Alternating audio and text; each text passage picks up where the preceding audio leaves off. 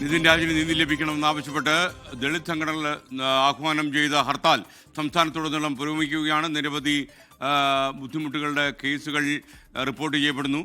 കാട്ടാക്കടയിൽ നിന്ന് അലക്സ് റാം മുഹമ്മദ് തത്സമയം ചേരുന്നു. Alex Ram, good morning.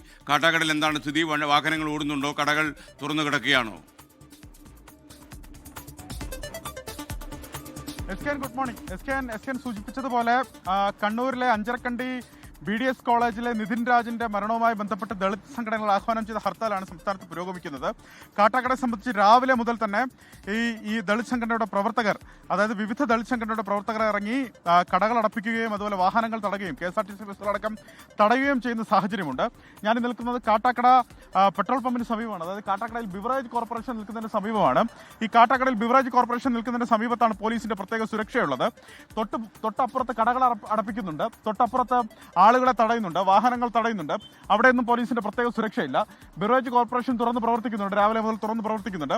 അവർക്ക് നല്ല സുരക്ഷ കേരള പോലീസ് നൽകുന്നുണ്ട്, കാട്ടാക്കടയിലെ കേരള പോലീസ് നൽകുന്നുണ്ടെന്നുള്ളതാണ് ഈ ദൃശ്യങ്ങളിൽ കാണുന്നത്. നേരത്തെ തന്നെ നിരവധിയായ ആളുകൾ, അതായത് ഹർത്താൽ ദിവസമാണ്, ആളുകളുടെ ധാരണ ഇതൊരു അവധി ദിവസമാണ് എന്നുള്ളൊരു ധാരണയും മൂടിലേക്കും ഇവിടേക്ക് എത്തുന്ന ആളുകളാണ്.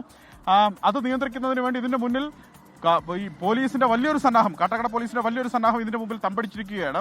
തൊട്ടപ്പുറത്ത് KSRTC ബസ് സ്റ്റാൻഡുണ്ട്, അതിനപ്പുറത്തേക്കൊക്കെ തിരക്കുള്ള മേഖലയും കടകളുമുണ്ട്. കടകളൊക്കെ ഏറെക്കുറെ അടഞ്ഞ നിലയിലാണ്. KSRTC ബസ്സുകൾ ഭാഗികമായി പ്രവർത്തനം നടത്തുകയും ചെയ്യുന്നുണ്ട്.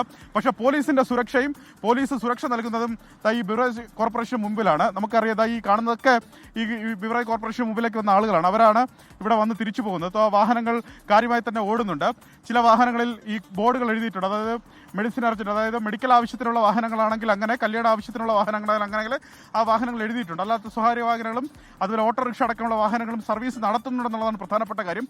കാട്ടാക്കടയിൽ ഹർത്താൽ ഏറെക്കുറെ ഭാഗികമായി പൂർണ്ണമാണ്. അതായത് വാഹനങ്ങൾ നേരത്തെ തടഞ്ഞിട്ടുണ്ട്, KSRTC ബസ്സുകളടക്കം ഹർത്താൽ അനുകൂലികൾ തടഞ്ഞിട്ടുണ്ട്. കടകൾ, തുറന്ന കടകൾ അടപ്പിക്കുന്നുള്ള ശ്രമം നടന്നിട്ടുണ്ട്. പെട്രോൾ പമ്പാണ് തൊട്ടടുത്ത് കാണുന്നത്. പെട്രോൾ പമ്പ് അടപ്പിച്ചിട്ടുണ്ട്. പെട്രോൾ പമ്പ് പൂർണ്ണമായി അടഞ്ഞു കിടക്കുകയാണ്. അത് അവർ കയറടക്കം കെട്ടി പെട്രോൾ പമ്പിന്റെ പ്രവർത്തനം നിലച്ചിട്ടുണ്ടെന്നുള്ളതാണ് നമുക്ക് ഈ കാണുന്ന ദൃശ്യങ്ങളിൽ കാണുന്നത്. ഞാൻ നേരത്തെ സൂചിപ്പിച്ചു, KSRTC ബസ്സുകളടക്കം ഭാഗികമായി പ്രവർത്തനം നടത്തുന്നുണ്ട്. പക്ഷേ പോലീസിന്റെ ശ്രദ്ധ ബിവറേജ് കോർപ്പറേഷൻ സുരക്ഷ കൊടുക്കുക എന്നുള്ളതാണ്. പോലീസ് ഇവിടെ അണിനിരന്നിട്ടുണ്ട്. S K,